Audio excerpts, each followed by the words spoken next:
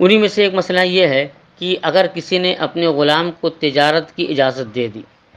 غلام نے جو ہے کوئی سامان خریدا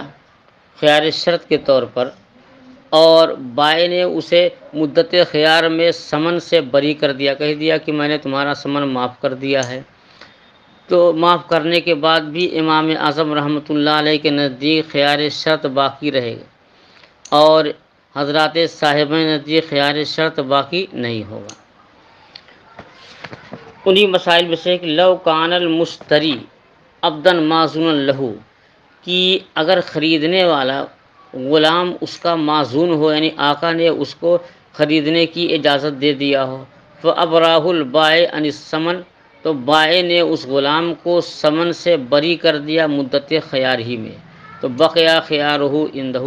امام اعظم رحمۃ اللہ علیہ کے نزدیک اس کا خیار باقی رہے گا، کیوں؟ لأن الرد امتناع عن التملک، کیونکہ اسے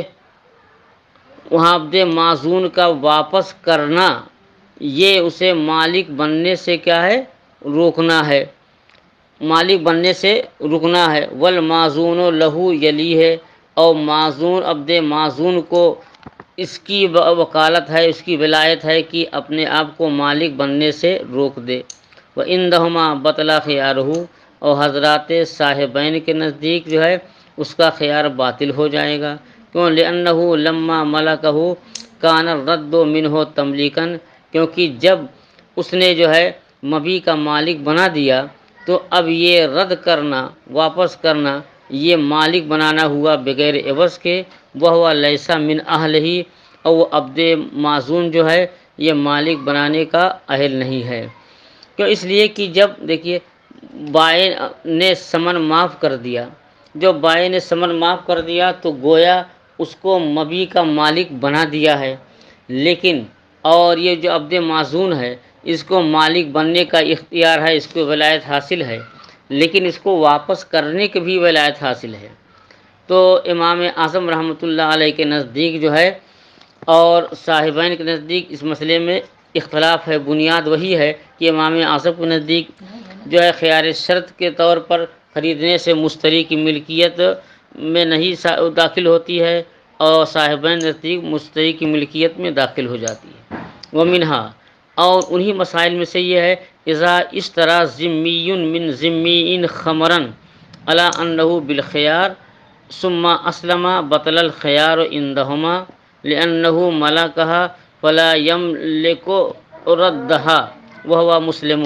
وعندہ یبطل البیع۔ دو ذمی ہے، ایک ذمی نے دوسرے ذمی سے شراب خریدا خیار شرط کے طور پر، کہ ذمیوں کے نزدیک شراب کی بیع و شراء ممنوع نہیں ہے، جائز ہے، تو ایک ذمی نے دوسرے ذمی سے خیار شرط کے طور پر شراب خرید لیا، پھر جو ہے مشتری جو ہے وہ ایمان لے آیا، اب ایمان لے آیا تو کیا جو خیار شرط کے طور پر خریدنے سے اس کا خیار باقی رہے گا کہ باطل ہو جائے گا؟ تو حضرات صاحبین فرماتے ہیں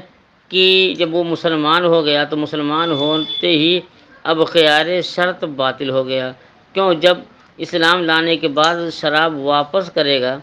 تو گویا یہ لازم آئے گا کہ ایک مسلمان دوسرے کو شراب کا مالک بنا رہا ہے، اور یہ جائز نہیں۔ لیکن امام اعظم رحمۃ اللہ علیہ فرماتے ہیں کہ جب اس نے خیار شرط کے طور پر خریدا تھا تو ابھی اس کی ملکیت ثابت ہی نہیں ہوئی، اور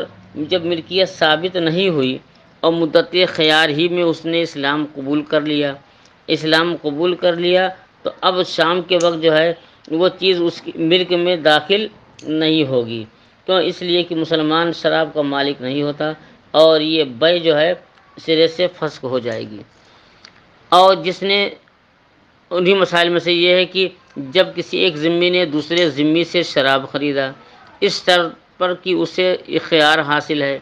ثم اسلم، پھر مشتری نے اسلام قبول کر لیا تو بطل الخیار، تو اس کا خیار باطل ہو جائے گا۔ امام اعظم اور امام ابو یوسف امام محمد کے نزدیک، کیوں؟ لأنہ ملکہ، کیونکہ وہ شراب کا مالک ہو گیا، فلا یملک ردہا، اب اسے واپس کرنے کا وہ مالک نہیں ہوگا۔